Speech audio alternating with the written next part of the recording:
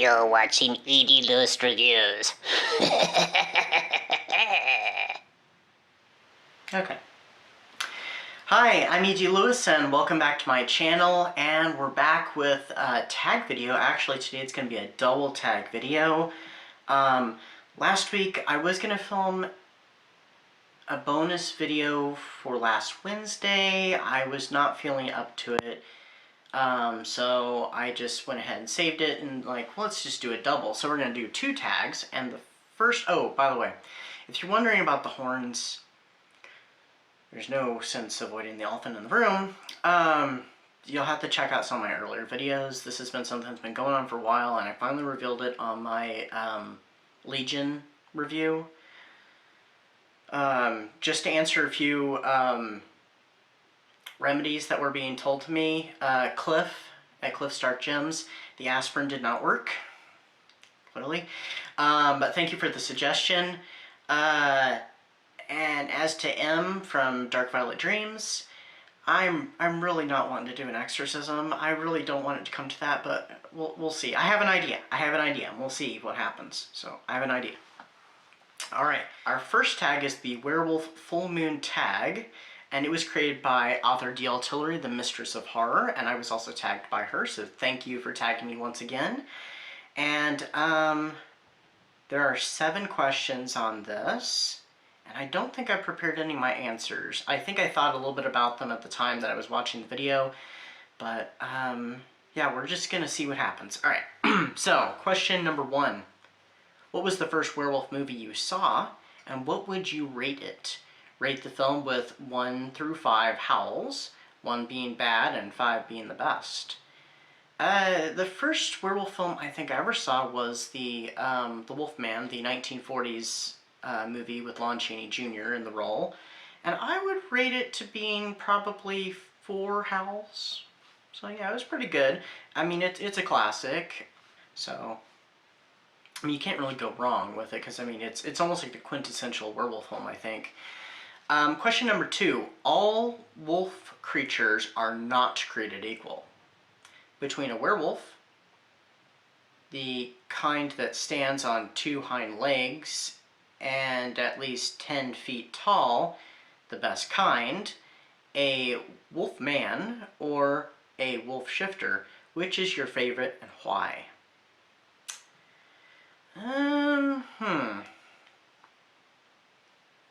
Well, I mean, I do like all 3, but for me it comes down to 2 different ones, and I'd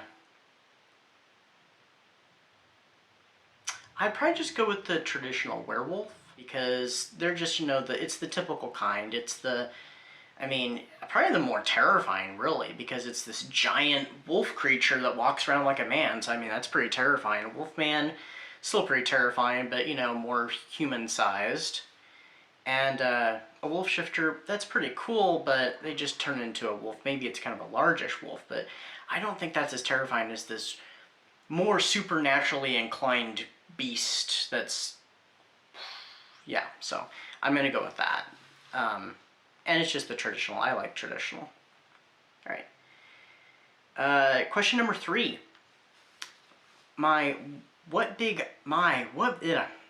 Question number 3. What big eyes you have.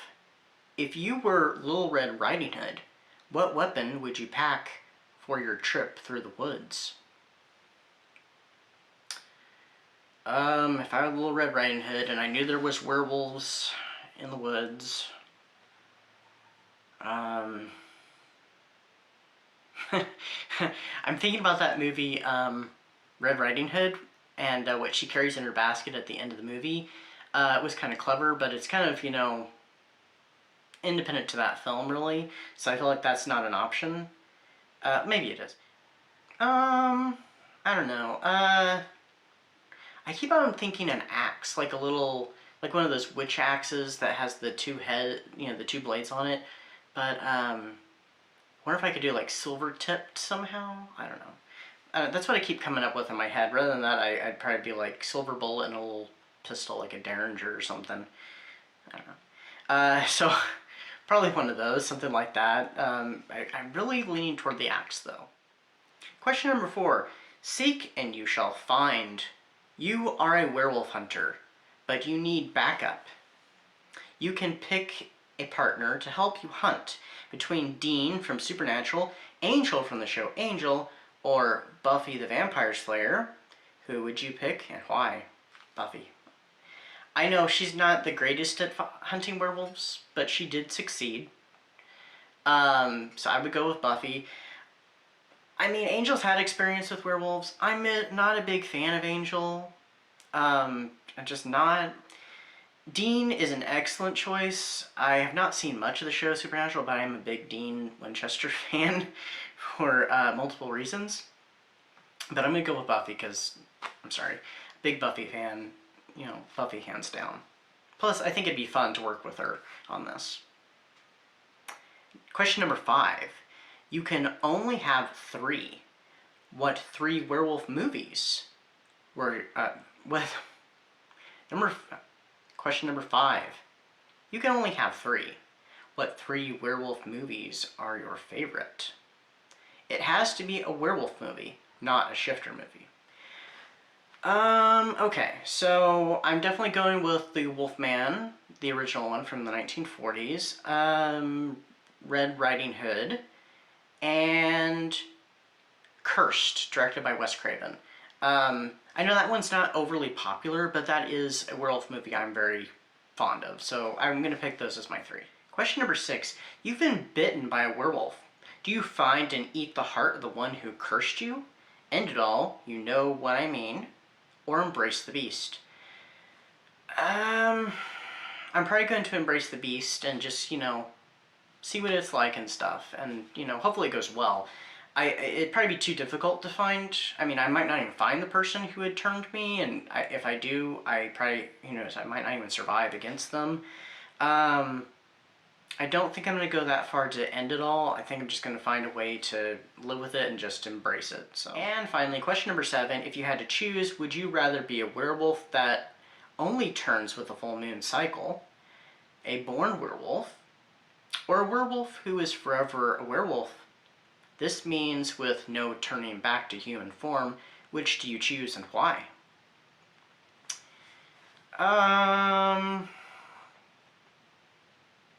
Well, I don't want to be one all the time. I would like to be able to switch back and forth between human. I really do like the full moon cycle thing, because then you don't have to worry about it, you know, turning, not turning. So I kind of like that, and it's just what I've grown up with, but I also kind of like the idea of being able to turn back and forth at will. But I honestly don't know.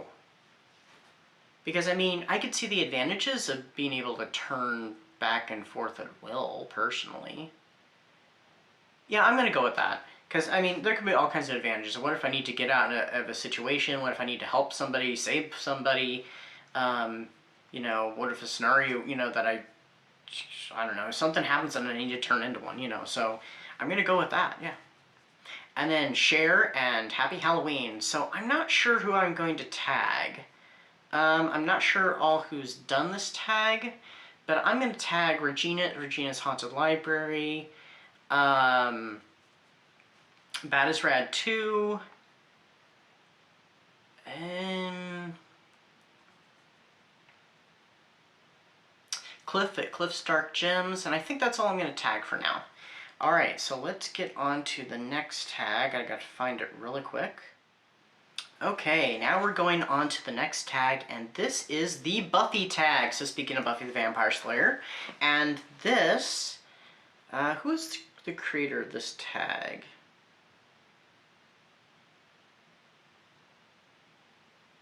Oh, I'm not sure who did this. So if I can find the creator, I will have him down in the description. I'm sorry about that.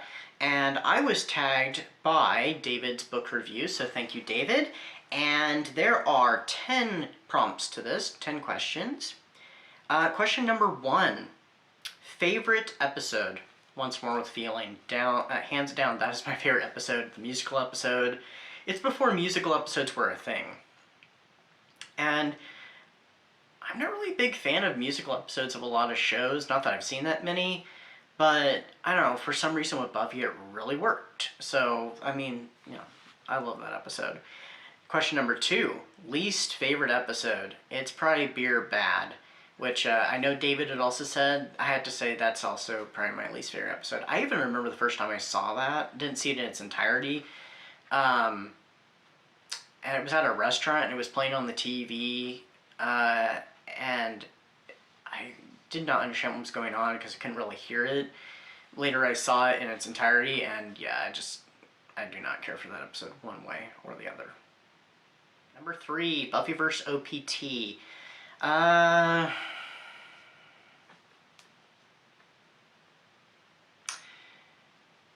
guess I'm gonna have to go kind of almost stereotypical, but Willow and Tara. I mean, there is at least one other I could say, and even though it had some issues, I still really enjoyed it, but I'm gonna go ahead and go with Willow and Tara because they were just so perfect together, and they did have their ups and downs. And I mean, they were just like a perfect pairing that complemented each other so well. So, I mean, Willow and Tara forever. Number 4, favorite major/minor character. I can't remember if I'm supposed to give both or not.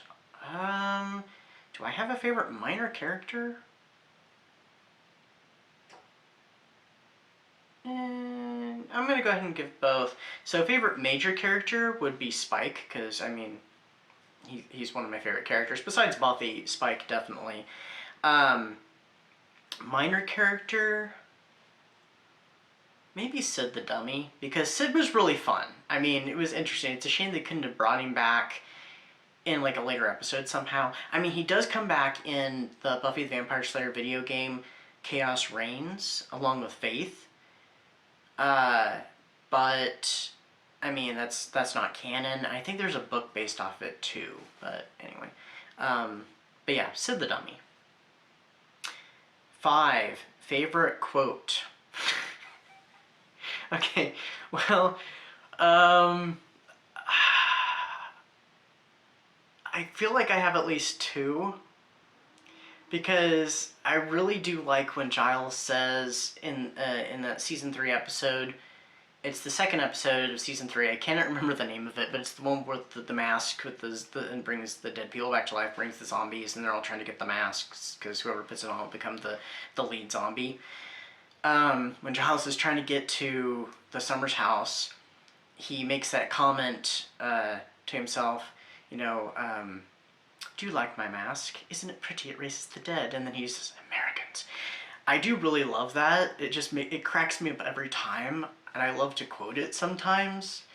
But probably my favorite quote would be from the episode Once More with Feeling.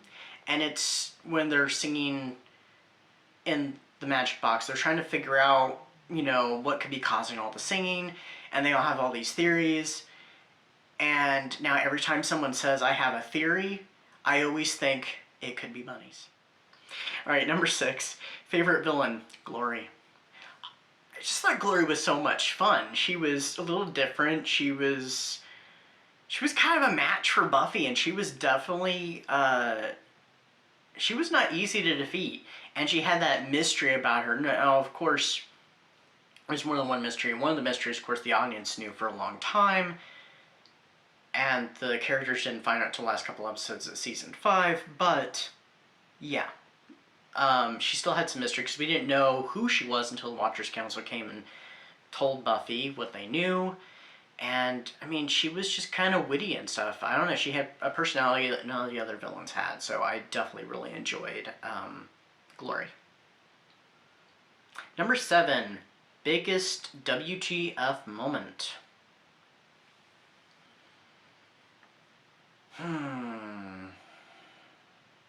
Oh, that's a tricky one.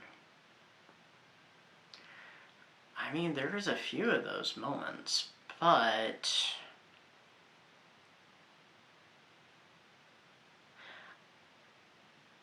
alright, for me, now I might come up with another one later on after I've done this video, because sometimes it happens, I'll come up with an answer, I'm like, oh, I should have said that. But I think I'm going to go with when the Turrican first shows up. When it's finally released, and the first makes a comment about, a real vampire, and then that thing comes up out of the Seal of Danceithar, and you just get this one little shot of it, and the episode ends, and you're like, what is that? So, I mean, that's like the thing of nightmares. But yeah, that was probably my biggest WTF moment. Number 8, death that made you cry the most. I don't know if I really have one that made me cry. I mean, there were several that were very sad and shocking, but probably Tara's death, because that was the most tragic one, I think. Especially how she was taken, and such a... It's not minor because it is a death, but by comparison to how many of the characters die in Buffy, to be killed by in such a way that she was, compared to being, you know, through a supernatural, you know, means, or some creature or something. But it was definitely heartbreaking to see her go. I wish she had been able to come back, or maybe that she survived ultimately or something, but it just didn't happen. Alright, number 9. Last episode you saw / read. So the last episode that I saw was when I was last watching Buffy, which has been many months now. I think I made it back to season 7, but I was watching it so late at night, I kind of crashed on the couch, and I woke up, partially saw part of it, then part of one, I turned it off. So I don't know which episode I was on, but I do remember one of the last clips I saw before I turned it off and went to bed. And it was, I don't remember the name of the episode, but it's the episode where Robin Wood is torturing Spike in season 7. I have no idea what the episode's called, but it's the one where he's, you know, finally getting his revenge on Spike from, you know, what Spike had done many years ago when he was evil. So, all right, and number 10, oh, by the way, read the last Buffy thing I read was the Angel Chronicles Volume 2, and this was for Garbagast. It was the novelization, and the novelization prompt, and also it fit on the bingo board for the I think Sexy Vampire book or something like that. It adapted 3 episodes. The first Halloween episode called Halloween from season 2, and then also adapted the 2-part What's My Line. So, number 10, if you had to get your friends to watch the show, what is the one sentence you would use? It's great, you should check it out. I honestly don't know. Is it supposed to be a sentence from the show? I don't know, I really don't know. I would just, you know, honestly, I'd probably just tell them it's a great show. You should just try it out. You might like it. It is funny, it's action-packed, it is sentimental, it has drama to it, it has comedy. It's just kind of everything. So, and it's metaphors for life, too. So, I mean, I don't know what I'd say except for those kind of things. So those are my answers. I'm going to tag some people. I'm going to go ahead and tag Elizabeth Sagewood. I know David tagged her, but I'm going to tag her also. I'm also going to tag Kelsey at Slamming Slashers. I don't know if she does tags. I honestly cannot remember if she does or not. So, you know. And also, with this tag and the previous tag, anybody who I've tagged, if you don't want to do this tag, or you just don't want to do tags at all, or you don't do tags, that's perfectly fine. It's just a formal invite. So, that is my video. I will see you all back very soon. I have a couple more videos to go. I know I have the review coming up this weekend. I have a Halloween video coming up, so I will have a video on Halloween, just not sure if it's going to be at my normal time. I will have a video also on the Wednesday right after Halloween on November 1st. It'll be a, sorry about that, there was some weird thing. I will also have a Halloween poem on November 1st as well. So do check that out. I know it's the day after Halloween, but I figure I could squeeze one more in and it'd be perfectly fine. So anyway, that is my video. Stay safe, stay spooky, and until next time, bye-bye.